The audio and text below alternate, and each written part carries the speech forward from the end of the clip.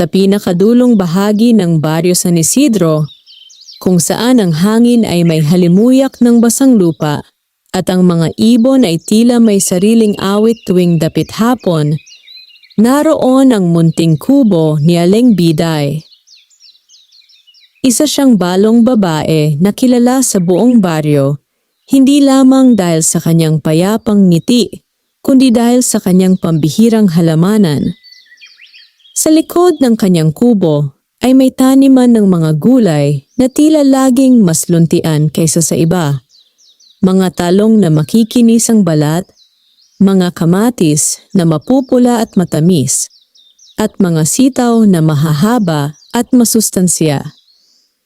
Ngunit higit sa lahat, namumukod tangi ang kanyang mga ampalaya. Ang mga baging nito ay makapal at malalago, gumagapang sa kawayan at kahoy na kanyang itinali upang magsilbing tukod. Ang bawat bunga ay may kakaibang anyo, mas bilugan, mas makintab, at tila may sariling liwanag kapag tinatamaan ng araw. Kapag hinawakan, ramdam ang lamig na tila nagmumula sa kaibuturan ng lupa. Matagal nang usap-usapan sa baryo na ang mga ampalaya ni Aling Biday ay hindi pangkaraniwan. May mga nagsasabing ito raw ay may taglay na mutya, isang lihim na kapangyarihang nakapaloob sa mapait nitong laman. May ilan namang naniniwala na likas lamang ang pagiging masustansya nito, at ang mga kwento ay pawang katang-isip lamang ng matatandang mahilig sa hiwaga. Ngunit si Aling Biday ay hindi kailanman nagbigay ng malinaw na paliwanag. Kapag siya'y tinatanong, ngingiti lamang siya at sasabing, ang ampalaya ay biyaya ng lupa at ang pait nito'y paalala na hindi lahat ng mabuti ay agad matatanggap ng dila. Isang umaga, dumating sa baryo ang balita na si Mang Goryo, ang pinakamatandang magsasaka sa lugar, ay malubha ang karamdaman. Ilang linggo na itong hindi makatayo sa higaan. Namumutla ang balat at tila nawawalan ng lakas ang katawan. Sinubukan na ng kanyang pamilya ang iba't ibang halamang gamot, lagundi, sambong at bayabas, ngunit walang nagbago. Sa gitna ng pag-aalala, may isang matandang babae ang nagmungkahing subukan ang ampalaya ni Aling Biday. Hindi naging madali ang paglapit sa kanya. May ilan sa baryo ang may pagdududa. May mga nagsasabing ang labis na pakikialam sa mga bagay na may mutya ay maaaring magdala ng kapalit. Ngunit ang pamilya ni Mang Goryo ay wala ng ibang mapagpipilian. Kinabukasan, ang panganay na anak ni Mang Goryo na si Lando ay nagtungo sa kubo ni Aling Biday. Habang naglalakad siya sa makitid na daan na napapalibutan ng palay na nagsisimula ng magkulay ginto, dama niya ang bigat ng kanyang hakbang. Hindi lamang dahil sa pagod, kundi dahil sa pag-asa at takot na magkahalo sa kanyang dibdib. Pagdating niya sa kubo, nadatnan niya si Aling Biday na nakayuko sa kanyang taniman. Marahang hinahaplos ng matanda ang isang bunga ng ampalaya. Tila kinakausap ito sa sariling wika na hindi marinig ng iba. Nag-angat ng tingin si Aling Biday at tila alam na niya ang sadya ng binata.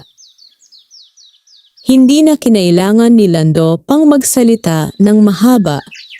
Ikinuwento niya ang kalagayan ng ama, ang panghihina, ang kawalan ng ganang kumain, at ang tila unti-unting paglayo ng diwa nito sa mundo. Tahimik na nakinig si Aling Biday, walang bakas ng pagtataka sa kanyang mukha, bagkos ay tila may lungkot na matagal nang alam ang ganitong pangyayari. Matapos ang ilang sandali, pumasok siya sa loob ng kubo at lumabas na may dalang 3 piling ampalaya. Ang mga ito'y mas berde kaysa sa iba at may kakaibang kintab sa balat. Iniabot niya ang mga ito kay Lando at itinuro kung paano ito ihahanda. Huhugasan ng mabuti, hihiwain ng manipis, pakukuluan sa malinis na tubig, at ipaiinom sa may sakit tuwing umaga at hapon. Ngunit may isang bilin si Aling Biday. Anuman ang mangyari, huwag hahayaang mawala ang paniniwala sa bisa ng pait. Sapagkat ang pait, ayon sa kanya, ay hindi kaaway ng katawan kundi kaagapay sa paglilinis nito. Nagpasalamat si Lando at dali-daling umuwi. Sa unang araw ng pag-inom ni Mang Goryo ng pinaglaga ng ampalaya, halos hindi niya ito matanggap.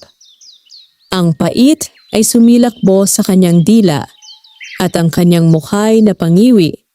Ngunit sa kabila nito, pinilit niyang ubusin ang tasa. Sa ikalawang araw, may bahagyang pagbabago. Hindi man lubos na nakatayo, nagkaroon siya ng kaunting lakas upang maupo sa gilid ng higaan. Sa ikatlong araw, nagkaroon siya ng gana sa kaunting lugaw. Lumipas ang isang linggo, at ang balita ay mabilis na kumalat sa baryo. Unti-unting bumabalik ang sigla ni Mang Goryo. Ang kanyang mga mata ay may liwanag na muli, at ang kanyang boses ay hindi na kasing hina ng dati. Ang mga tao'y nagsimulang mag-usap. May ilan na nagpasya ring humingi ng ampalaya kay Aling Biday para sa kanilang mga karamdaman, para sa mataas na asukal sa dugo, sa pananakit ng kasukasuan, at sa mga sugat na hindi agad naghihilom. Sa bawat paghingi, hindi kailanman naningil si Aling Biday. Tanging isang bagay lamang ang kanyang hinihiling, ang pagtatanim din ng ampalaya sa sariling bakuran. Ayon sa kanya, ang bisa ng mutya ay hindi lamang nasa bunga, kundi nasa pag-aalaga at pagpapasalamat sa lupa. Ngunit hindi lahat ay natuwa. Sa kabilang bahagi ng baryo ay nakatira si Don Severino, isang mayamang mangangalakal na may tindahan ng mga mamahaling gamot mula sa bayan. Nang mapansin niyang bumababa ang bumibili sa kanya, nagsimula siyang magtanong-tanong. Nang marinig niya ang tungkol sa ampalaya ni Aling Biday, siya'y napangiti ng may bahid ng pag-aalinlangan. Hindi siya naniniwala sa mutya o sa hiwaga. Para sa kanya, ang lahat ay may paliwanag na kayang bilhin o sukatin. Subalit ang mabilis na paggaling ni Mang Goryo ay hindi niya maikaila. Isang hapon, habang papalubog ang araw at ang kalangitan ay nagkulay kahel at lila, tumayo si Don Severino sa gilid ng kanyang balkonahe at minasdan ang malayong kubo ni Aling Biday. Sa kanyang isipan ay umusbong ang isang balak, isang planong hindi pa niya lubos na nabubuo, ngunit may layuning alamin ang sikreto sa likod ng mapait na bunga.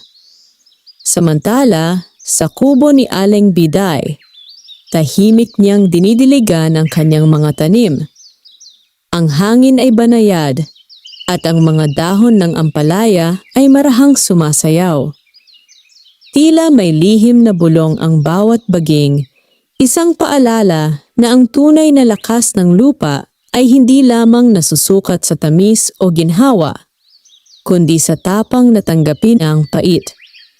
At sa gabing iyon, habang ang buwan ay marahang sumilip mula sa likod ng mga ulap, may isang ampalaya sa gitna ng taniman ang tila mas maliwanag kaysa sa iba. Ang bungay unti-unting nagkaroon ng bahagyang kislap na waring may binubuong hiwaga sa loob. Hindi pa alam ng baryo na ang paggaling ni Mang Goryo ay simula pa lamang ng mas malalim na kwento. Isang kwento ng mutya, ng paniniwala at ng pagsubok na haharapin ng buong San Isidro. Dito nagsisimula ang lihim ng mutya ng ampalaya ni Aling Biday. Sa paglipas ng mga araw matapos ang paggaling ni Mang Goryo, Tila may bagong siglang sumibol sa baryo San Isidro. Ang mga tao'y naglalakad na may pag-uusap sa labi, at sa bawat kanto ay may bulong-bulungan tungkol sa ampalaya ni Aling Biday. Ang dating simpleng gulay na kadalasay iniiwasan dahil sa pait ay naging paksa ng pag-asa at paghanga. Si Mang Goryo, na dati halos hindi makatayo, ay muling nakikita sa bukid. Hindi pa man ganap ang kanyang lakas, sapat na ang kanyang pagbangon upang magsilbing patunay sa kapangyarihang dala ng mapait na bunga. Tuwing siya'y dadaan sa gitna ng palayan, ang mga kapitbahay ay napapahinto at napapangiti. Ang ilan ay lumalapit upang kumustahin siya, at sa bawat pagkakataon ay iisa lamang ang kanyang sagot. Ang ampalaya ni Aling Biday ang tumulong sa kanyang muling pagbangon. Unti-unting dumami ang mga nagtungo sa kubo ng matanda. May mga inang may anak na sakitin, may matatandang matagal nang iniinda ang pananakit ng tuhod, at may mga kalalakihang nangihina dahil sa pagod at kakulangan sa pagkain. Lahat ay umaasa sa kaparehong himala. Hindi nagbago si Aling Biday sa kabila ng pagdagsa ng mga tao. Maaga pa lamang ay gising na siya upang maglinis ng bakuran at magdilig ng mga tanim. Ang kanyang kilos ay mabagal ngunit tiyak.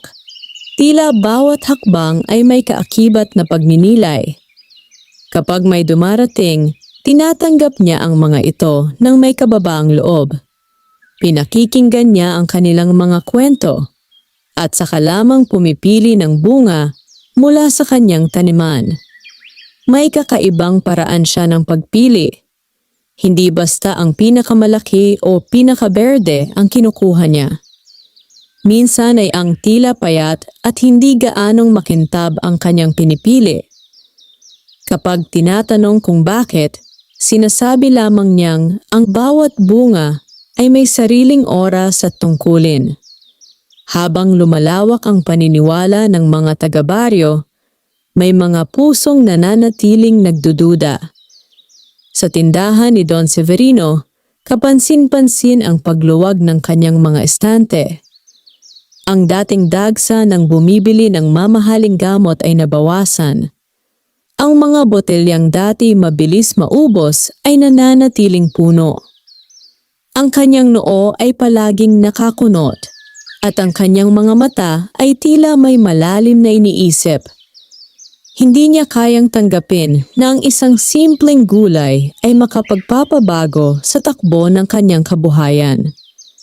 Para sa kanya, ang bawat karamdaman ay may katapat na presyo at ang lunas ay laging may kapalit na salapi.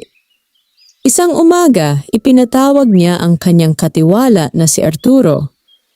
Isang lalaking tahimik ngunit masunurin, sanay sa pag-aayos ng mga kahon ng gamot at pakikipag-usap sa mga customer. Inutusan niya itong magtungo sa kubo ni Aling Biday at alamin ang totoo sa likod ng mga kwento. Hindi upang humingi ng bunga, kundi upang magmasid.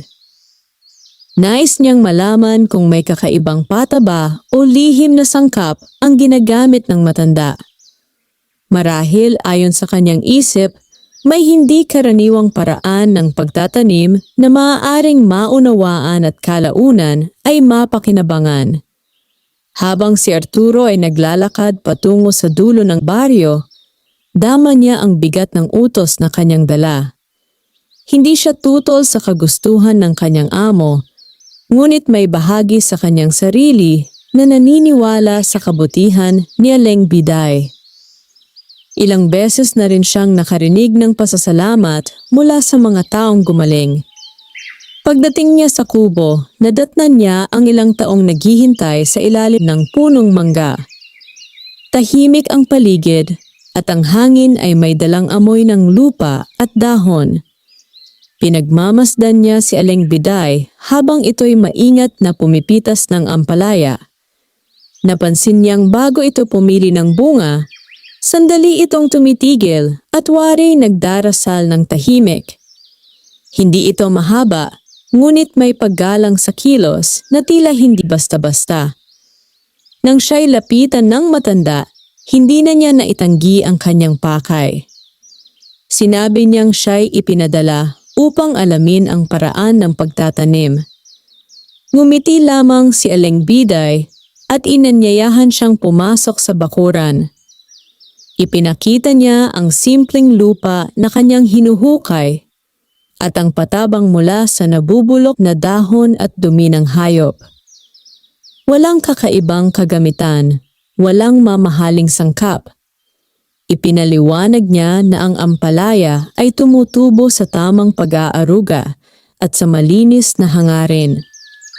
Ang lupa raw ay parang tao. Kung ito'y aalagaan at hindi sasamantalahin, magbubunga ito ng sagana. Umuwi si Arturo na may dala lamang na mga paliwanag na tila napakasimple upang paniwalaan, ngunit sapat upang pag-isipan. Samantala, sa baryo ay may isang batang babae na nagngangalang Lina. Siya'y 10 taong gulang at matagal ng sakitin. Madalas siyang dapuan ng lagnat at panghihina at ang kanyang ina ay halos maubos na ang ipon sa pagpapagamot. Nang marinig ng ina ni Lina ang tungkol sa ampalaya ni Aling Biday, siya'y naglakad din patungo sa kubo. Inilahad niya ang kalagayan ng anak at gaya ng dati, maingat na pumili ng bunga ang matanda. Ilang araw matapos uminom ng pinaglaga ng ampalaya si Lina, unti-unting bumuti ang kanyang pakiramdam. Nawala ang madalas na lagnat at nagkaroon siya ng gana sa pagkain. Muli siyang nakipaglaro sa ibang bata sa lilim ng mga puno. Ang kanyang paggaling ay lalong nagpatibay sa paniniwala ng baryo. Ngunit sa likod ng lumalakas na paniniwala, may nabubuong anino ng pagdududa. May mga bulong na ang sobrang pag-asa sa isang bagay ay maaaring magdala ng kapahamakan. May ilan ding nagsimulang magtanong kung hanggang kailan mananatili ang bisa ng mutya. Isang gabi habang ang baryo ay balot ng katahimikan, isang malakas na hangin ang dumaan sa taniman ni Aling Biday. Ang mga baging ng ampalaya ay marahang yumanig at ang isang natatanging bunga, ang may bahagyang kislap, ay tila mas lalong nagliwanag sa dilim. Sa loob ng kubo, napabalikwa si Aling Biday mula sa kanyang pagkakahiga. Ramdam niya ang pagbabago sa hangin. Alam niyang ang bawat biyaya ay may kaakibat na pagsubok. Sa kabilang dako, si Don Severino ay nakaupo sa kanyang mesa. Hawak ang isang lumang kwaderno. Doon niya isinusulat ang mga plano at bilang ng kanyang kita. Sa pagitan ng mga numero, may isang pangungusap na paulit-ulit niyang tinititigan, ang pagkuha sa lihim ng ampalaya. Sa gabing iyon, habang ang baryo ay tila payapa, dalawang magkaibang hangarin ang sabay na umuspong, ang hangaring magpagaling at ang hangaring magmay-ari. At sa pagitan ng mga ito, naroroon ang mutya ng ampalaya, tahimik ngunit buhay, naghihintay ng susunod na yugto ng kanyang kwento. Habang patuloy na lumalalim ang paniniwala ng mga taga San Isidro sa bisa ng ampalaya ni Aling Biday, kasabay din nito ang unti-unting pagdami ng mga pangangailangan. Ang dating sapat na ani para sa ilang pamilya ay naging kapos ng halos araw-araw ay may kumakatok sa kubo ng matanda. Hindi nagreklamo si Aling Biday. Sa halip, mas pinagbubuti niya ang pag-aalaga sa kanyang taniman. Maaga siyang bumabangon upang magbungkal ng lupa at alisin ang mga damong sumisibol sa paligid ng mga baging. Pinag-aaralan niya ang bawat dahon, kung may naninilaw, kung may insekto, kung may bahid ng kakaibang sakit. Para sa kanya, ang halaman ay parang taong may damdamin. Kapag napabayaan, ito'y hihina. Ngunit dumating ang isang linggo na tila nagbago ang ihip ng hangin. Isang umaga, napansin ni Aling Biday na may ilang dahon ng ampalaya ang may maliliit na butas. May mga bakas ng insektong tila mas ganid kaysa karaniwan. Hindi ito ang unang pagkakataon na may peste sa kanyang taniman, ngunit may kakaiba sa bilis ng pagkalat nito. Sa loob lamang ng 2 araw, dumami ang apektadong baging. Hindi niya ito ipinagsabi agad sa baryo. Tahimik niyang inalis ang mga dahong may tama at nagsaboy ng likas na panlaban na gawa sa dinurog na bawang at sili. Alam niyang ang labis na pag-aalala ay maaaring magdulot ng takot sa mga taong umaasa sa kanya. Sa kabilang dako, si Don Severino ay hindi tumigil sa kanyang pag-uusisa. Matapos marinig ang ulat ni Arturo na walang kakaibang sangkap ang ginagamit sa pagtatanim, lalo siyang naging determinado. Hindi niya matanggap na ang simpleng pag-aaruga, lupa lamang ang dahilan ng pambihirang bisa. Isang gabi, nagpasiya siyang maglakad patungo sa dulo ng baryo. Hindi siya sanay sa paglalakad sa madilim na daan, ngunit nanaig ang kanyang pagnanais na makita mismo ang taniman. Tahimik ang paligid at tanging huni ng kuliglig ang maririnig. Pagdating niya sa bakuran ni Aling Biday, tumigil siya sa likod ng kawayan. Sa liwanag ng buwan, nasilayan niya ang mga baging ng ampalaya na tila kumikislap. May isang bunga na higit na kapansin-pansin. Mas maliwanag, tila may bahagyang ningning na hindi maipaliwanag. Napako ang kanyang tingin dito. Sa kanyang isipan, iyon ang susi. Kung makukuha niya ang bungang iyon at mapag-aaralan, marahil ay matutuklasan niya ang lihim na hinahanap. Ngunit bago pa siya makalapit, may tila malamig na simoy ng hangin ang dumaan. Hindi ito malakas, ngunit sapat upang siya'y mapahinto. Sa sandaling iyon, nakaramdam siya ng kakaibang kaba. Isang pakiramdam na hindi niya maipaliwanag. Hindi siya sanay sa ganitong damdamin. Siya'y taong naniniwala sa lohika at bilang. Ngunit sa ilalim ng liwanag ng buwan, ang taniman ni Aling Biday ay tila may sariling buhay. Nagpasya siyang umatras muna, hindi pa yon ang tamang sandali. Kinabukasan, mas lalong dumami ang mga taong humihingi ng ampalaya. May isang binatang nagngangalang Isko na matagal nang may sugat sa binti na hindi gumagaling. May isang buntis na babae na nais palakasin ang kanyang katawan. At may isang matandang babae na halos hindi na makalakad dahil sa rayuma. Habang isa-isang binibigyan ni Aling Biday ng bunga ang mga ito, napansin niyang tila nababawasan ang kintab ng ilang ampalaya. Ang dating matingkad na berde ay nagiging bahagyang maputla. Tila may unti-unting pagbabago sa kanilang anyo. Sa gabi ring iyon, muling lumakas ang hangin, mas marahas kaysa dati. Ang ilang baging ay napigtas, at may 2 bunga ang nalaglag sa lupa. Paglabas ni Aling Biday mula sa kubo, nakita niyang ang natatanging bungang may kislap ay nananatiling buo. Ngunit ang paligid nito ay tila naapektuhan. Lumapit siya at marahang hinawakan ng bunga. Sa kanyang paghipo, tila may dumaloy na init sa kanyang palad. Ipinihit niya ang kanyang tingin sa kalangitan. At sa unang pagkakataon, matapos ang mahabang panahon, may bakas ng pag-aalala sa kanyang mga mata. Alam niyang ang mutya ay hindi lamang biyaya. Ito rin ay responsibilidad. Samantala, si Mang Goryo, na ganap nang nakabalik sa bukid, ay nakarinig ng usap-usapan tungkol sa mga nasirang baging. Hindi siya nag-atubiling magtungo sa kubo ni Aling Biday upang mag-alok ng tulong. Kasama ang ilang kabataang lalaki, inayos nila ang mga tukod at muling itinali ang mga gumapang na baging.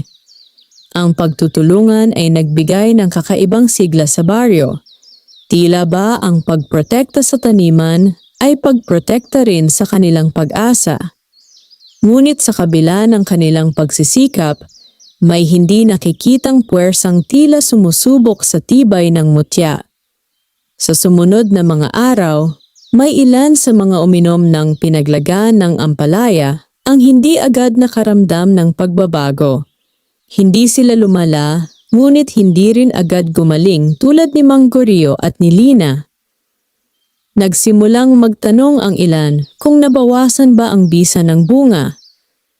Ang balitang ito ay mabilis na umabot kay Don Severino. Sa kanyang isipan, ito ang pagkakataon. Kung mapapatunayan niyang hindi palaging epektibo ang ampalaya, maaaring bumalik sa kanya ang mga tao. Ngunit sa puso ng baryo, mas nanaig pa rin ang tiwala. Isang madaling araw, habang ang hamog ay nakapulupot sa mga dahon, nagpasya si Aling Biday na gawin ang matagal na niyang iniiwasan. Pumitas siya ng natatanging bungang may kislap. Hindi niya ito agad ginamit. Sa halip, dinala niya ito sa loob ng kubo at inilagay sa ibabaw ng isang lumang mesa na gawa sa narra. Pinagmasdan niya ito ng matagal. Alam niyang ang bungang ito ang pinakadiwa ng mutya. Ngunit alam din niyang ang paggamit nito ay may kaakibat na kapalit. Sa labas, unti-unting sumisikat ang araw. Ang liwanag ay pumasok sa siwang ng bintana at tumama sa ibabaw ng ampalaya. Sa sandaling iyon, tila mas lalong luminaw ang kislap nito. Parang pusong handang tumibok para sa susunod na haharap sa pagsubok. Hindi pa alam ng baryo na ang tunay na hamon ay hindi lamang ang peste o ang pagdududa, kundi ang pagpili kung paano gagamitin ang pinakamakapangyarihang bunga ng taniman. At sa pag-ikot ng araw, nagsimula ang unang tunay na pagsubok sa mutya ng ampalaya ni Aling Biday. Om-om na tatanging ampalaya na may kislap ay nanatiling nakahimlay sa ibabaw ng lumang mesang nara at loob ng kubo ni Aling Biday. Sa bawat pagdaan ng oras, tila may marahang pintig na nagmumula rito. Hindi nakikita, hindi naririnig, ngunit nadarama ng pusong marunong makinig.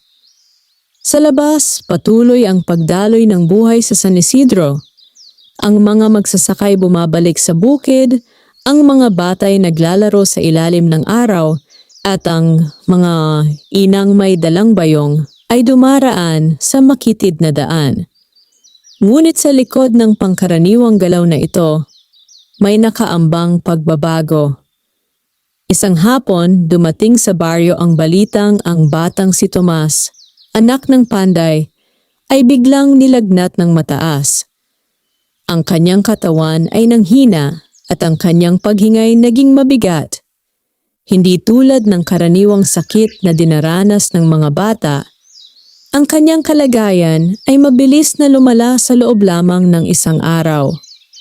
Dinala siya ng kanyang ama sa pinakamalapit na pagamutan sa bayan, ngunit pinayuhan lamang silang bantayan ang bata at painumin ng gamot. Subalit pagbalik nila sa baryo, hindi pa rin bumubuti ang kanyang lagay. Sa gitna ng pangamba, may nagsabi na dalhin siya kay Aling Biday. Hindi nag-atubili ang ama ni Tomas. Bitbit ang anak na balot sa kumot, nagtungo siya sa kubo ng matanda. Ang kanyang mukha ay may bakas ng pagod at takot, at ang kanyang mga mata ay tila handang lumuha anumang sandali. Tahimik na sinalubong sila ni Aling Biday. Nang hawakan niya ang noo ng bata, Naramdaman niya ang init na tila naglalagablab sa loob ng murang katawan. Sa sandaling iyon, alam niyang ang karaniwang bunga ng kanyang taniman ay maaaring hindi sapat. Pumasok siya sa loob ng kubo at tinitigan ang natatanging ampalaya sa mesa. Alam niyang ito ang sandali na kanyang kinatatakutan. Ang bungang ito ay hindi basta ani ng lupa. Ito ang pinakapuso ng kanyang taniman, ang pinagmumula ng kakaibang lakas na nagbibigay bisa sa iba pang bunga. Muli niyang inalala ang mga salita ng kanyang yumaong ina, na siyang nagturo sa kanya ng lihim ng mutya. Ang pinakamakapangyarihang bunga ay hindi dapat gamitin ng basta-basta. Ito ay para lamang sa panahong ang pag-asa ay halos maubos na. Paglabas niya ng kubo, dala niya ang bungang may kislap. Ang mga magulang ni Tomas ay napatingin dito at sa unang pagkakataon ay napansin nila ang kakaibang liwanag sa balat nito. Maingat itong hiniwa ni Aling Biday at pinakuluan sa malinis na tubig. Ang amoy ng pinakuluang ampalaya ay mas matapang kaysa karaniwan, ngunit may halong kakaibang halimuyak na hindi maipaliwanag. Pinainom niya ang sabaw kay Tomas ng paunti-unti. Sa unay tila walang nagbago.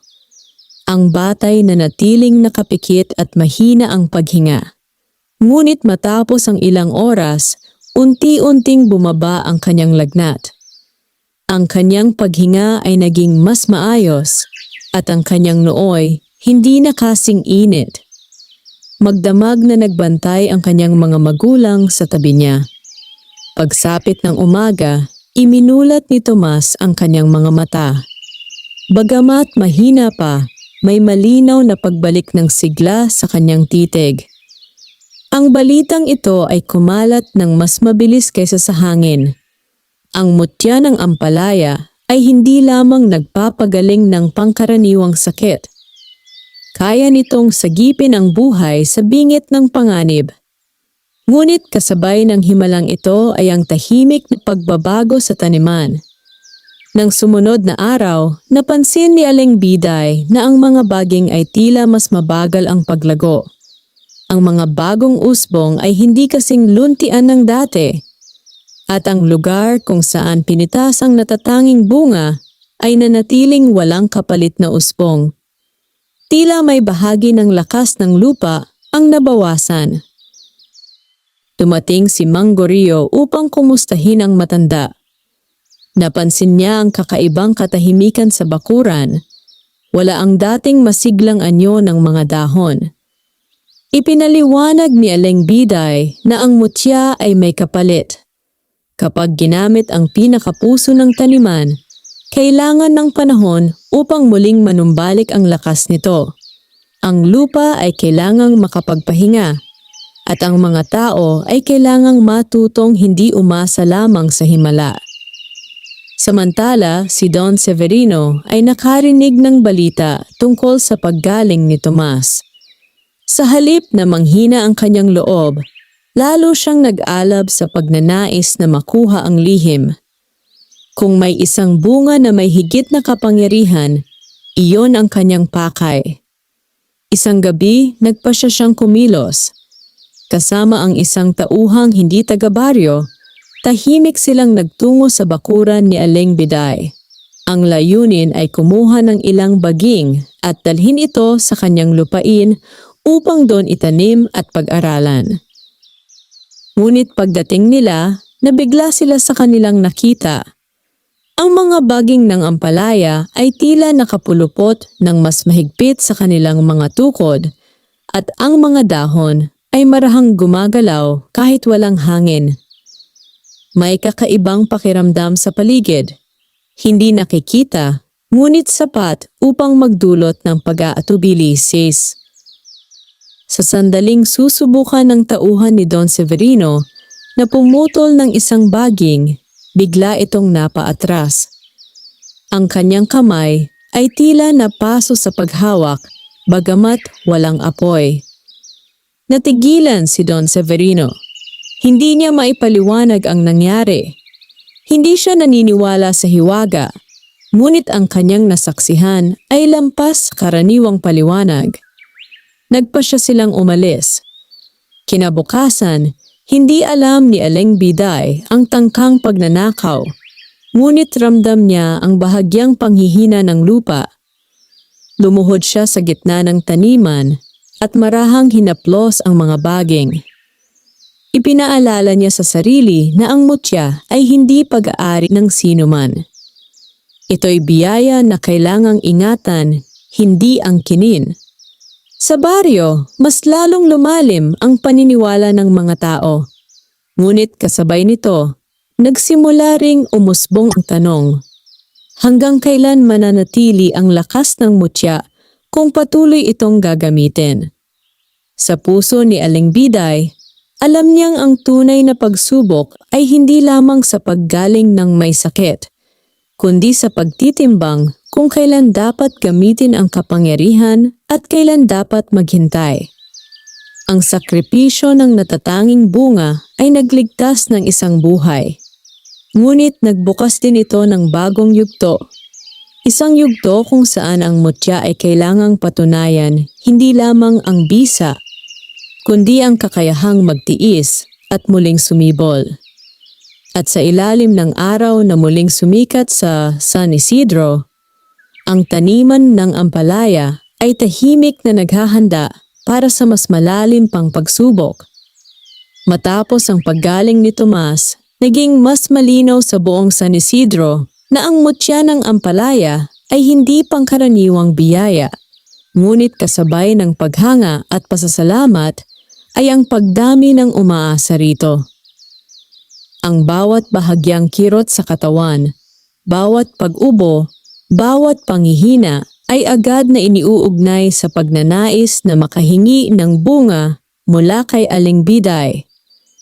Sa mga unang linggo, pinilit ng matanda na tugunan ang lahat ng pangangailangan. Ngunit napansin niya na ang mga bagong bunga ay hindi kasing bilis ng paglago tulad ng dati. Ang mga dahon ay mas mapusyaw at ang mga baging ay tila nangangailangan ng mas mahabang pahinga. Ang lupa na dati tila laging handang magbigay, ngayon ay may katahimikang nagpapahiwatig ng pagkapagod. Isang umaga, dumating ang 3 pamilya ng sabay-sabay sa kanyang bakuran. Ang isa'y may anak na inuubo. Ang isa'y may amang may mataas na asukal sa dugo. At ang isa na may inang nangihina matapos manganak. Lahat sila'y may pag-asang nakasandal sa mapait na bunga. Tahimik na tumingin si Aling Biday sa kanyang taniman. Alam niyang hindi na niya kayang mamitas ng walang pag-iingat. Hindi na sapat ang basta pagbibigay. Kailangan na niyang magtakda ng hangganan. Maingat niyang pinili ang ilang bunga. Hindi marami, hindi kulang. Ipinaliwanag niya sa mga pamilya na ang ampalaya ay makatutulong, ngunit kailangang sabayan ito ng wastong pagkain, pahinga, at pag-aalaga sa sarili. Ang mutya, anya, ay hindi kapalit ng sariling pagsisikap. May ilan na nakinig at tumango, ngunit may ilan ding tila nabigo, sapagkat inaasahan nilang ang bunga lamang ang magliligtas sa kanilang mga mahal sa buhay. Sa kabilang bahagi ng baryo, si Don Severino ay hindi pa rin tumitigil sa pag-iisip ng paraan upang makuha ang lihim. Matapos ang kabiguang subukang pumutol ng baging, nagbago siya ng estratehiya. Hindi na niya susubukang magnakaw. Sa halip, hihikayatin niya ang mga tao na magduda. Sa tindahan, habang may bumibili ng asin o asukal, maingat niyang ibinubulong ang tanong, paano kung isang araw ay mawala ang bisa ng ampalaya? Paano kung mas makabubuti ang gamot na nasusukat at napapatunayan? Unti-unting may ilan na napapaisip, Hindi sila ganap na tumalikod sa mutya, ngunit nagsimula silang mag-alinlangan. Samantala, sa kubo ni Aling Biday, may isa pang suliraning umusbong. Ang batang si Lina na dating gumaling ay muling nanghina. Hindi kasing lala ng dati, ngunit sapat upang magdulot ng pangamba sa kanyang ina. Dinala siyang muli sa matanda.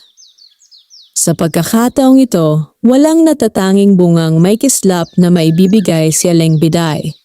Ang pinakapuso ng taniman ay nagamit na at ang lupa ay hindi pa ganap na nakabawi. Pinagmasdan niya ang bata at nagpasya na huwag agad umasa sa bunga. Sa halip, nagturo siya sa ina ni Lina ng paraan ng wastong pagpapakain, ng paglalagay ng gulay sa sabaw, at ng pagtitiyak na ang bata'y nakakakuha ng sapat na pahinga at sikat ng araw. Nagbigay siya ng isang karaniwang ampalaya, ngunit mas malinaw ang kanyang bilin. Ang paggaling ay hindi laging nasa isang himala, kundi sa araw-araw na pag-aalaga. Lumipas ang ilang araw at unti-unting bumuti ang kalagayan ni Lina. Hindi dahil sa isang biglaang pagbabago, kundi dahil sa patuloy na pag-aalaga. Sa panahong iyon, napagtanto ng ilan sa baryo na ang mutya ay hindi simpleng sagot sa lahat ng suliranin. Ito'y gabay, hindi sandalan sa bawat hakbang. Ngunit habang may natututo, may iba namang lalong nagiging sabik. Isang gabi, isang grupo ng mga taga-Karatig Baryo ang dumating sa San Isidro. Narinig nila ang tungkol sa himala ng ampalaya at nais din nilang makakuha. Hindi na sapat ang ani ni Aling Biday para sa sariling baryo, lalo pa para sa iba. Nakiusap ang mga bagong dating at ang ilan sa mga taga San Isidro ay nagsimulang makaramdam ng pangamba. Kung patuloy ang pagdami ng humihingi, baka tuluyang maubos ang taniman. Nagtipon ang ilang nakatatanda upang pag-usapan ang kalagayan. Iminungkahi ni Mang Gorio na tulungan si Aling Biday sa pagpapalawak ng taniman, hindi upang gawing negosyo ang mutya, kundi upang maipamahagi ang kaalaman sa wastong pagtatanim at pag-aalaga. Kinabukasan, sama-samang nagbungkal ng lupa ang ilang kalalakihan at kababaihan. Sa patnubay ni Aling Biday, nagtanim sila ng mga buto ng ampalaya sa kani-kanilang bakuran. Ipinaliwanag niya na ang mutya ay hindi lamang nasa isang lugar. Ito'y maaaring sumibol saan man may paggalang sa lupa at malinis na hangarin. Habang nakikita niyang unti-unting natututo ang mga tao na magtanim at maghintay, gumaan ang kanyang loob. Maaaring mabagal ang paglago, ngunit mas matibay ang ugat kapag pinaghirapan. Sa kabilang banda, si Don Severino ay nagmamasid sa bagong pagkilos ng baryo. Ang kanyang balak na paghahasik ng pagdududa ay hindi ganap na nagtagumpay. Sa halip, mas naging buo ang samahan ng mga tao. Ngunit hindi pa siya sumusuko. Sa ilalim ng tahimik na kalangitan, habang ang mga bagong tanim na buto ay nakabaon sa lupa, may isa pang pagsubok na papalapit. Isang pagsubok na hindi lamang susukat sa bisa ng mutya, kundi sa pagkakaisa ng baryo. At sa gitna ng pag-asa at pangangailangan, ang mutya ng ampalaya ni Aling Biday ay patuloy na maghihintay ng tamang panahon upang muling sumibol ang kanyang tunay na lakas. Sa paglipas ng mga linggo matapos magpasimula ng pagtatanim ang mga taga San Isidro sa kani-kanilang bakuran, unti-unting nagsimulang sumibol ang mga bagong usbong ng ampalaya. Ang maliliit na dahon na unang lumitaw ay tila mga pangakong nakatanim sa lupa, marurupok ngunit puno ng pag-asa. Araw-araw, makikita ang mga pamilya na nagdidilig sa kanilang mga tanim. Ang mga batang dati abala sa paglalaro ay natutong magbantay ng baging at magtanggal ng damo. Ang mga matatanda na may nagkukwento tungkol sa kahalagahan ng tiyaga at pagtitiis, na para bang ang pait ng ampalaya ay unti-unting nagiging aral sa bawat tahanan. Ngunit hindi pare-pareho ang paglago ng mga tanim. Sa ilang bakuran, mabilis at malago ang paggapang ng mga baging. Sa iba naman, tila mabagal at sakitin ang mga dahon. May ilan pang halos hindi tumubo ang itinanim na buto. Nagtungo ang ilan kay Aling Biday upang itanong kung bakit hindi kasing bisa ang kanilang mga tanim kumpara sa kanyang dating ani. Tahimik na nakinig ang matanda at isa-isang binisita ang mga bakuran. Napansin niya na may mga lupang hindi nabubungkal ng maayos, may mga bahaging kulang sa sikat ng araw, at may mga pagkakataong labis o kulang ang pagdidilig. Ipinaliwanag niya na ang mutya ay hindi basta lumalabas dahil lamang sa pagnanais. Kailangan nito ng wastong pag-aalaga, sapat na panahon, at malinis na hangarin. Sa kanyang pag-iikot, napadako siya sa bakuran ni Mang Goryo. Doon, ang mga baging ay tila pinakamasigla sa lahat. Luntian ang mga dahon at matibay ang pagkakapulupot sa tukod. Nagtanong ang iba kung ano ang ginawa ni Mang Goryo na kakaiba. Ngunit ngumiti lamang ang matandang magsasaka at sinabing inalagaan niya ang lupa tulad ng pag-aalaga sa sarili. May pasensya, may pag-unawa at walang pagmamadali. Samantala, sa loob ng kubo ni Aling Biday, napansin niyang ang kanyang sariling taniman ay patuloy pa ring bumabawi. May mga bagong usbong na sumusulpot, ngunit wala pa ring katulad ng natatanging bungang may kislap na kanyang ginamit kay Tomas. Alam niyang ang ganitong bunga ay hindi basta-basta bumabalik. Ito'y parang apoy na kailangang hayaang magliyab muli mula sa abo. Sa kabilang bahagi ng baryo, si Don Severino ay nagmasid sa pag-usbong ng mga tanim sa iba't ibang bakuran. Napagtanto niyang kung patuloy na matututo ang mga tao na magtanim at umasa sa sarili, lalo siyang mawawalan ng kapangyarihan sa baryo. Dito nagsimulang mabuo ang isang mas masalimuot na plano. Ipinadala niya ang kanyang katiwala sa bayan upang bumili ng binhi ng ampalaya mula sa ibang lugar. Ang layunin ay ipamigay ito sa mga taga San Isidro at sabing ito'y mas mabisa, mas mabilis tumubo, at hindi na kailangang hintayin pa ang mutya ni Aling Biday. Nang dumating ang mga bagong binhi, may ilan sa baryo ang natuwa. Libre itong ipinamigay at may pangakong masaganang ani. Ngunit hindi alam ng marami na ang mga binhing ito ay mula sa lupang ginamitan ng matapang na chemical. Maaaring mabilis ang paglago, ngunit hindi tiyak ang pangmatagalang epekto sa lupa at sa katawan. Lumipas ang ilang linggo at totoo ngang mabilis tumubo ang mga bagong tanim. Mas malalaki ang bunga at mas maaga itong nahihinog. Ngunit napansin ng ilan na ang lasa ay iba. Mas kaunti ang pait at tila walang dating lakas. May mga uminom ng pinaglagaan nito na hindi nakaramdam ng kaparehong ginhawa tulad ng dati. Hindi sila napahamak, ngunit wala ring malinaw na pagbabago sa kanilang kalagayan. Unti-unting nagsimulang mapansin ng baryo ang pagkakaiba. Sa isang pagtitipon sa ilalim ng punong mangga, nag-usap-usap ang mga matatanda at kabataan.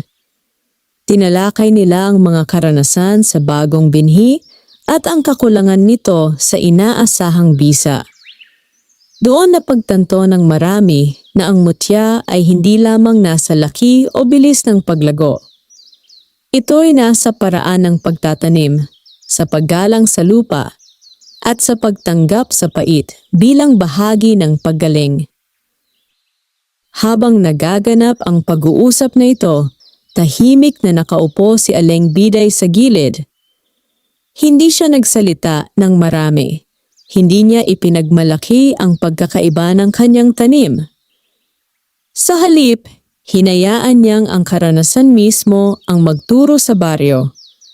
Sa gabing iyon, habang ang mga bituin ay nagkalat sa kalangitan, napansin niya ang isang bagong usbong sa gitna ng kanyang taniman. Mas maliwanag ito kaysa sa ibang dahon at ang anyo nito'y tila mas matatag. Lumapit siya at marang hinaplos ang murang baging. Hindi pa ito bunga, ngunit may pakiramdam siyang ito ang simula ng panibagong mutya. Sa sandaling iyon, naunawaan niya na ang tunay na lakas ng ampalaya ay hindi nasusukat sa dami o bilis, kundi sa lalim ng ugat at tibay ng paniniwala ng komunidad. Ngunit ang pagsubok ay hindi pa tapos. Sa puso ni Don Severino, nagsimulang sumibol ang pagkadismaya. Ang kanyang planong palitan ang mutya ay hindi nagtagumpay. At habang nakikita niyang muling nagkakaisa ng baryo sa pag-unawa sa tunay na halaga ng lupa, mas lalo niyang naramdaman ang paglayo ng kapangyarihan mula sa kanyang mga kamay. Sa pagitan ng pagkatuto at pagnanais na magmay-ari, ang San Isidro ay patuloy na hinuhubog ng pait. Isang pait na hindi na kinatatakutan, kundi tinatanggap bilang daan tungo sa mas malalim na paghilom. At sa gitna ng lumalalim na pagsubok, ang bagong usbong sa tanim ni Aling Biday ay tahimik na naghahanda sa pagbabalik ng mutya. Habang patuloy na nagkakaisa ang mga taga San Isidro sa wastong pagtataniman ng ampalaya, unti-unting nagbago ang ihip ng hangin sa baryo. Ang dating pag-asa na nakasandal lamang sa kubo ni Aling Biday ay lumawak at nag-ugat sa bawat bakuran. Ang mga baging ay hindi na iisa ang pinagmumulan, kundi nagsimulang gumapang sa iba't ibang tahanan. Sa gitna ng lahat, ang bagong usbong sa taniman ni Aling Biday ay mabilis na tumatag. Mas makapal ang tangkay nito at ang mga dahon ay may kakaibang kinang sa tuwing nasisinagan ng araw. Hindi ito agad namunga, ngunit dama ng matanda na may nabubuong lakas sa kaibuturan nito. Isang umaga, habang siya'y nagdidilig, napansin niyang may maliliit na dilaw na bulaklak na sumibol sa baging. Iba ang anyo ng mga ito, mas buo ang hugis at tila mas matatag ang kapit sa tangkay. Sa kanyang puso, alam niyang ito ang simula ng pagbabalik ng mutya. Samantala, sa baryo ay may panibagong pagsubok na dumating. Ang tag-ulan ay biglang lumakas ng higit sa inaasahan. Ang mga ulap ay nagtipon ng makapal at sa loob ng 3 araw ay halos hindi tumigil ang ulan. Ang ilang pananim sa bukid ay nalunod sa tubig. Ang mga bagong tanim na ampalaya sa mabababang bahagi ng baryo ay nalanta at nasira. Ang lupa ay naging putik at ang mga tukod ay bumigay sa bigat ng tubig at hangin. Nagtipon ang mga magsasaka sa gitna ng baryo, dala ang pag-aalala sa kanilang ani. May ilan na nanghihinayang sa kanilang pinaghirapan. May iba namang nag-aalala na baka muling manghina ang mga may sakit kung mawawala ang supply ng ampalaya. Sa gitna ng pag-aalala, si Aling Biday ay tahimik na nagmasid sa kanyang taniman. Dahil nasa bahagyang mataas na bahagi ang kanyang kubo, hindi gaanong naapektuhan ang kanyang mga baging. Ngunit hindi siya natuwa sa kalamangan. Sa halip, mas naramdam niya ang responsibilidad. Tinawag niya ang ilang kalalakihan at iminungkahing tulungan ang mga bakuran na lubog sa tubig. Sama-samang naghukay ng maliit na kanal upang umagos ang tubig palayo sa mga tanim. Ang mga kababaihan naman ay nagtipon ng mga sirang tukod at muling itinayo ang mga natumba. Sa gitna ng ulan at putik, naging mas malinaw ang kahulugan ng mutya. Hindi lamang ito nasa bunga, ito'y nasa pagkilos ng bawat tao upang magtulungan. Pagkaraan ng ilang araw, humupa ang ulan. Marami mang nasirang tanim, may ilan pa ring nakaligtas. At sa bakuran ni Aling Biday, ang bagong baging na may kakaibang bulaklak ay nanatiling matatag. Isang linggo matapos ang bagyo, lumitaw ang unang bunga mula sa baging na iyon. Hindi ito kasing laki ng dati niyang natatanging ampalaya, ngunit may malinaw na kinang sa balat nito. Sa tuwing matatamaan ng liwanag ng araw, tila may marahang sinag na bumabalot dito. Hindi niya agad ito pinitas, hinayaan niyang tumagal sa baging, tila pinakikinggan ang pintig ng lupa. Sa kabilang dako, si Don Severino ay naapektuhan din ng malakas na ulan. Ang ilan sa kanyang mga inimbak na gamot ay nabasa at nasira. Ang tindahan ay halos walang bumibili dahil abala ang mga tao sa pagbangon mula sa pinsala. Sa unang pagkakataon, naramdaman niya ang kawalan ng katiyakan na dati hindi niya inalintana. Habang pinagmamasdan niya ang baryong muling nagkakaisa sa pagbangon, may bahagi ng kanyang puso na tila napagod sa pakikipagpaligsahan. Isang hapon, nagpasya siyang maglakad patungo sa kubo ni Aling Biday. Hindi upang magnakaw o magmasid, kundi upang makipag-usap.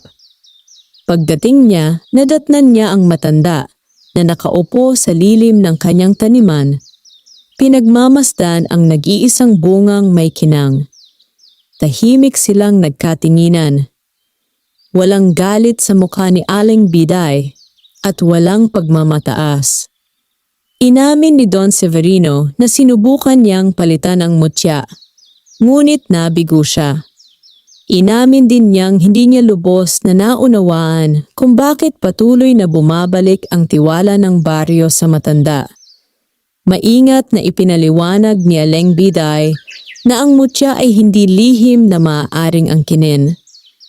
Ito'y bunga ng ugnayan ng tao at lupa, ng pagtanggap sa pait at pag-unawa sa limitasyon ng sarili. Habang sila'y nag-uusap, unti-unting nagliwanag ang bungang nakasabit sa baging. Hindi ito nakakasilaw, ngunit sapat upang mapansin. Napatingin si Don Severino rito at sa unang pagkakataon, hindi niya ito inisip bilang bagay na dapat makuha. Sa halip, nakita niya ito bilang paalala na may mga bagay na hindi kayang sukatin ng pera o pag-aari. Sa mga sumunod na araw, naging mas mahinahon ang kanyang kilos.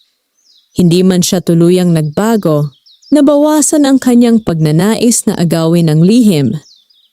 Sa baryo, ang mga bagong tanim na nakaligtas sa ulan ay nagsimulang mamunga muli. Hindi kasing dami, ngunit sapat upang magpatuloy ang pag-asa. Isang umaga, naramdaman ni Aling Biday na handa na ang bungang may kinang. Maingat niya itong pinitas, at sa kanyang paghawak ay muling dumaloy ang init sa kanyang palad. Alam niyang ang mutya ay bumalik, hindi bilang iisang makapangyarihang bunga, kundi bilang paalala na ang lakas nito ay nakaugat sa pagkakaisa at pagtanggap sa pagsubok. Sa pagbabalik ng liwanag, ang San Isidro ay mas naging matatag. Ang pait ng ampalaya ay hindi na lamang gamot sa katawan, kundi aral sa puso, na ang tunay na himala ay hindi nangyayari ng mag-isa, kundi sa sama-samang pagbangon mula sa unos. At sa ilalim ng muling maliwanag na kalangitan, ang mutya ng ampalaya ni Aling Biday ay patuloy na naglalakbay kasama ang baryo, handang harapin ang susunod na yugto ng kanilang kwento. Sa muling pagbangon ng San Isidro matapos ang malakas na tag-ulan, tila naging mas matatag ang ugnayan ng mga tao sa isa't isa. Ang mga tanim na nakaligtas ay inalagaan ng mas maingat, at ang mga bagong itinanim ay binantayan na parang mga batang nangangailangan ng gabay.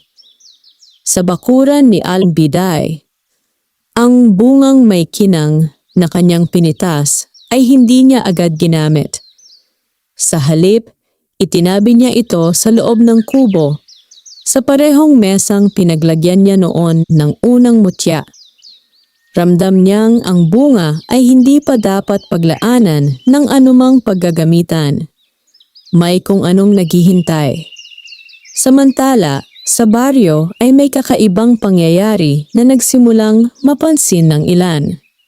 May ilang kabataang lalaki na nagkasakit nang sabay-sabay matapos tumulong sa paglilinis ng bukid matapos ang baha.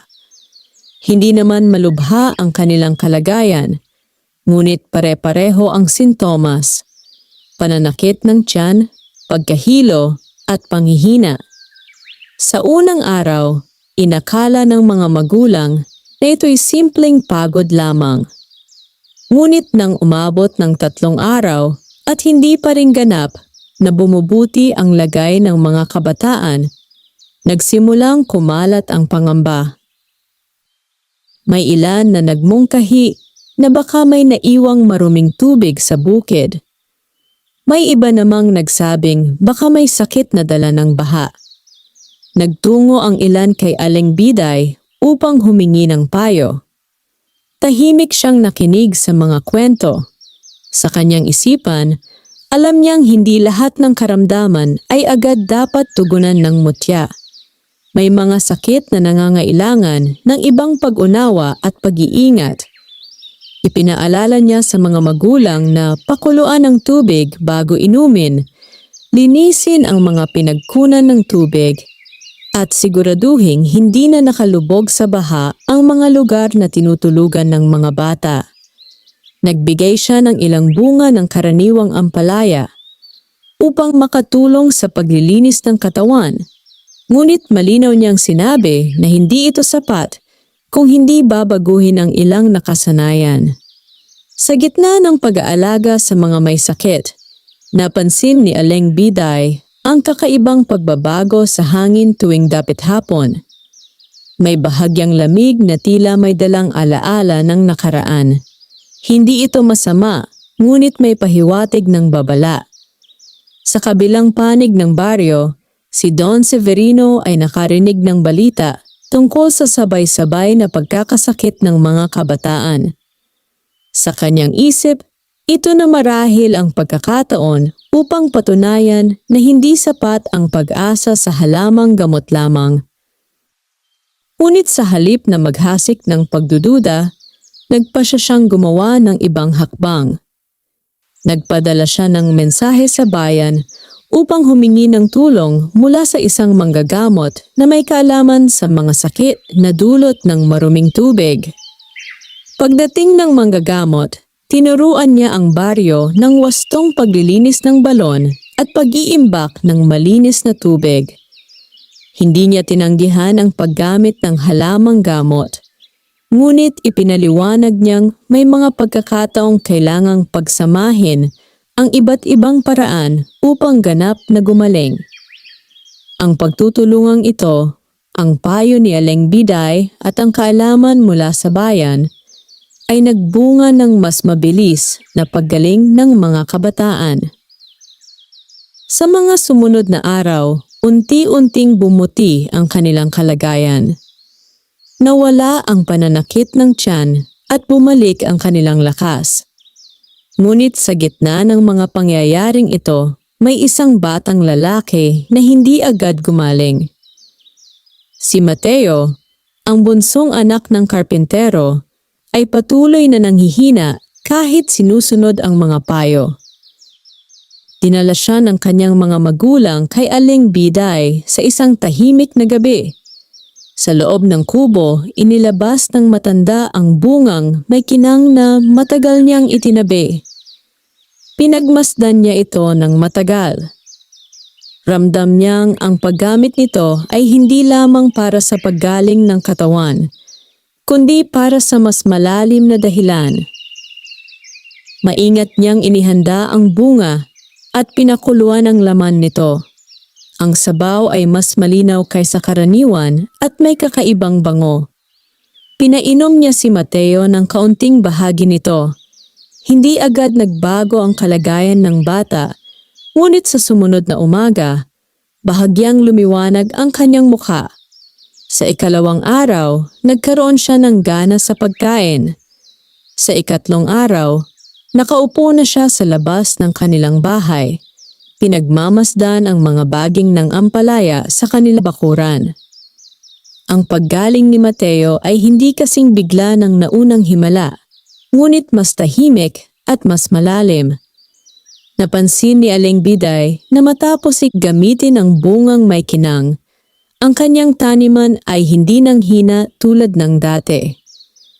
Sa halip, tila may banayad na pag-ikot ng lakas sa paligid nito.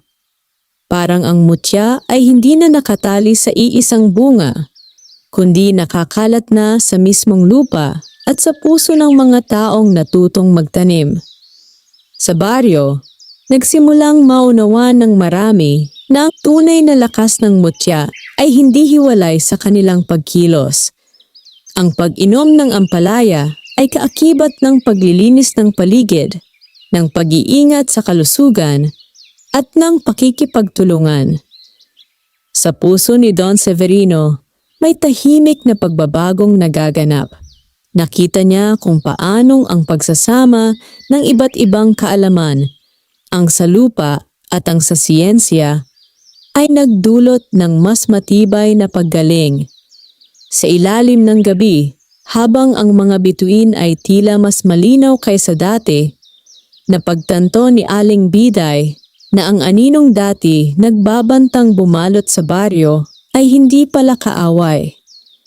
Ito'y paalala lamang na ang liwanag ay mas tumitingkad kapag may pinanggagalingang dilim. Ang mutya ng ampalaya ay hindi na lamang lihim na nasa isang bunga. Ito'y naging bahagi ng pagkatuto ng San Isidro. Isang aral na ang pait, kapag tinanggap at inunawa, ay maaaring maging daan sa mas malalim na paghilom. At sa pagdaan ng hangin sa mga dahon ng ampalaya, tila may bulong ang lupa na nagsasabing, ang susunod na pagsubok ay hindi na tungkol sa sakit ng katawan, kundi sa tibay ng paniniwala ng buong baryo. Sa mga sumunod na buwan, naging masagana ang ani ng San Isidro. Ang mga bakuran na dati tigang at payak ay nabalutan ng gumagapang na mga baging ng ampalaya. Sa bawat tahanan, may nakasabit na berde at may bahagyang gaspang na bunga, tanda ng pagkatuto at pagtitiyaga.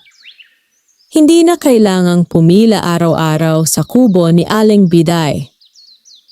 Ang bawat pamilya ay may sarili ng tanim at marunong na silang pumili ng bunga, maghanda ng pinaglagaan, at unawain kung kailan ito dapat gamitin.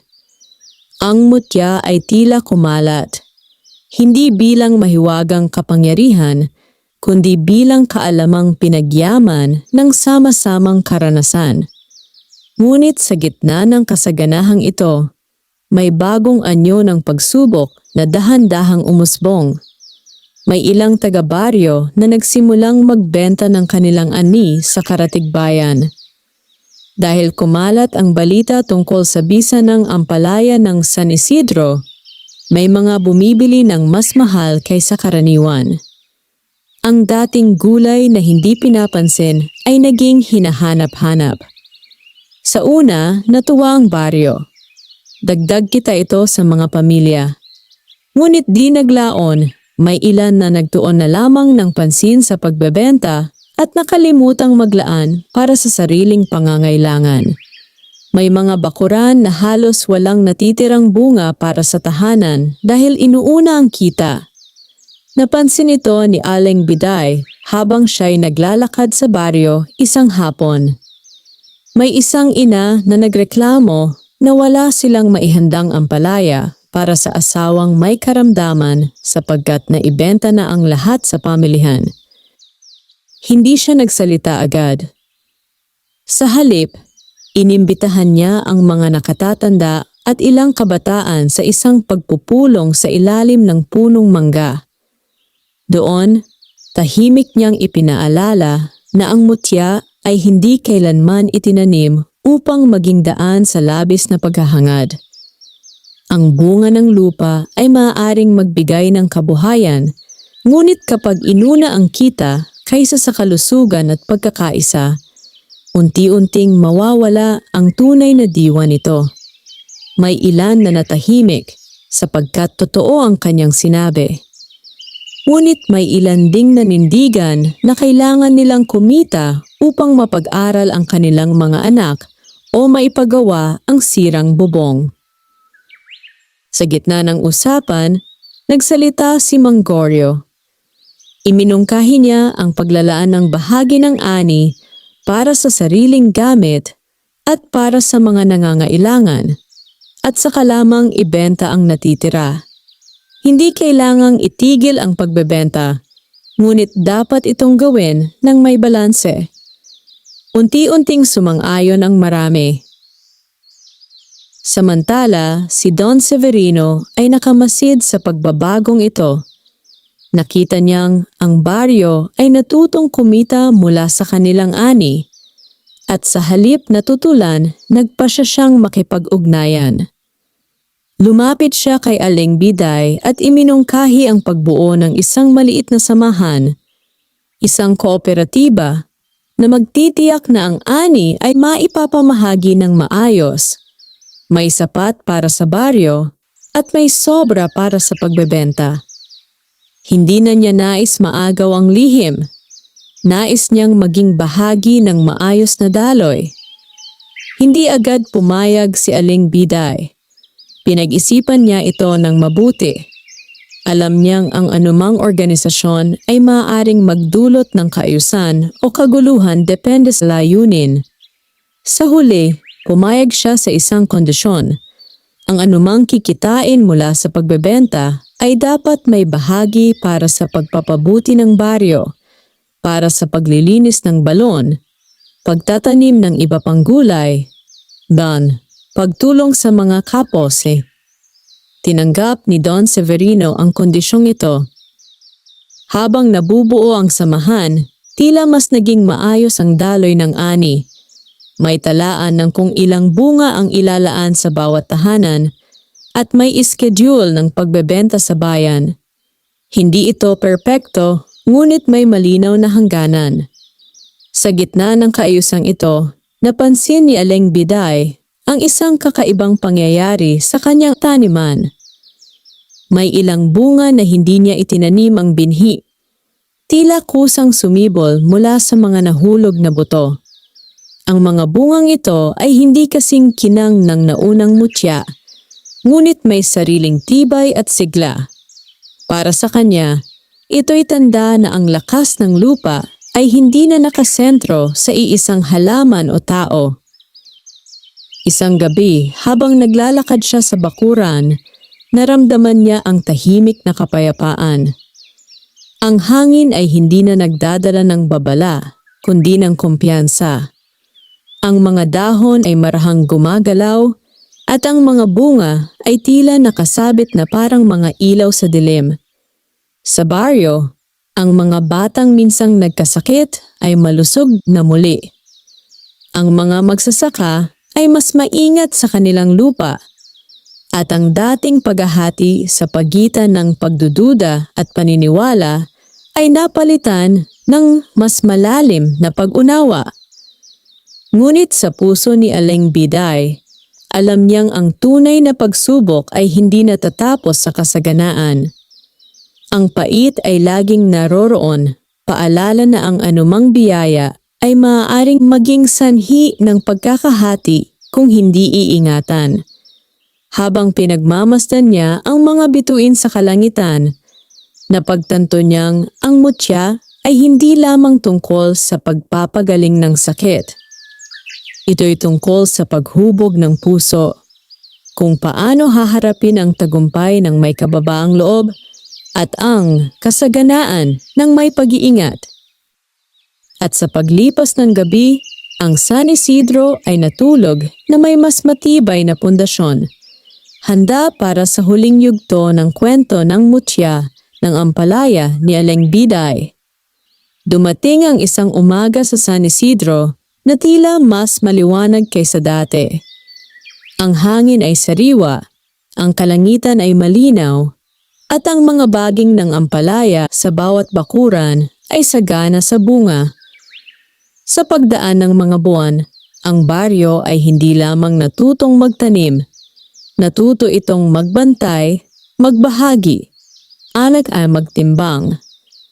Ang maliit na samahan na nabuo mula sa mungkahi ni Don Severino ay nagsimulang magbigay ng bunga.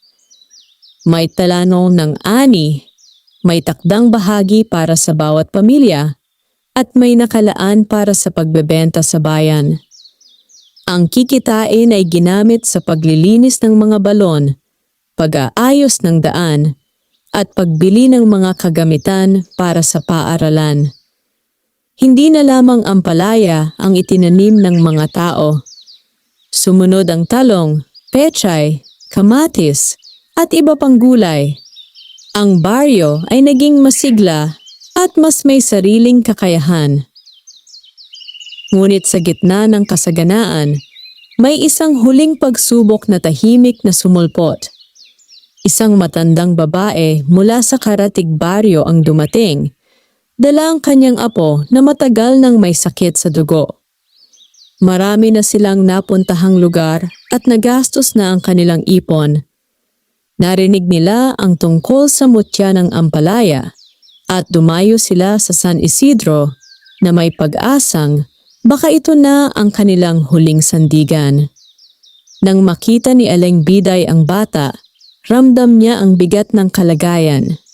Ang sakit nito ay hindi tulad ng mga nauna, hindi dulot ng pagod, maruming tubig o simpleng lagnat. Ito'y mas malalim at mas matagal nang nakatanim sa katawan.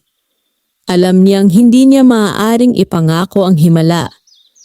Tinipon niya ang mga nakatatanda ng baryo kasama si Mang Gorio at maging si Don Severino.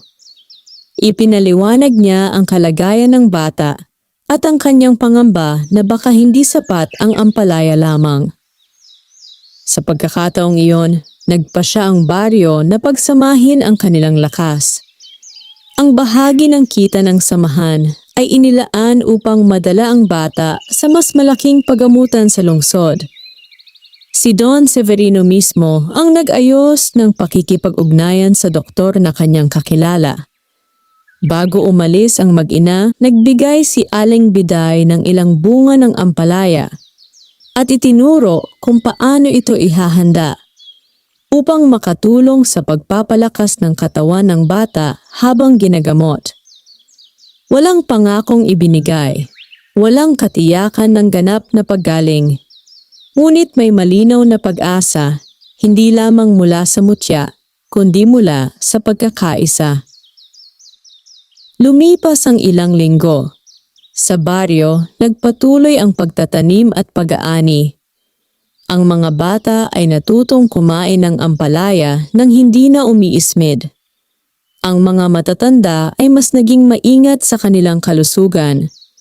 Isang hapon, bumalik ang matandang babae at ang kanyang apo. Hindi pa ganap na magaling ang bata, ngunit malaki ang ipinagbago. Ayon sa doktor, malaki ang naitulong ng maagang pagpapagamot at ng masustansyang pagkain na kasama ang ampalaya. Nang makita sila ng mga taga-baryo, may tahimik na tuwa na kumalat. Hindi ito ang uri ng himalang bigla at nakakasilaw. Ito'y himalang unti-unti, bunga ng pagtutulungan at tamang desisyon. Sa gabing iyon, nagtipon ang baryo sa ilalim ng mga bituin. Walang engrandeng pagdiriwang, ngunit may damdamin ng pasasalamat. Si Aling Biday ay tahimik na nakaupo sa gilid. Pinagmamasdan ang mga batang naglalaro sa paligid ng mga baging.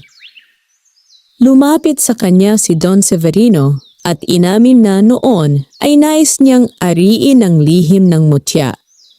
Ngunit ngayon, naunawaan niyang ang tunay na kayamanan ay hindi ang bunga, kundi ang pagbabagong dulot nito sa puso ng mga tao. Ngumiti si Aling Biday.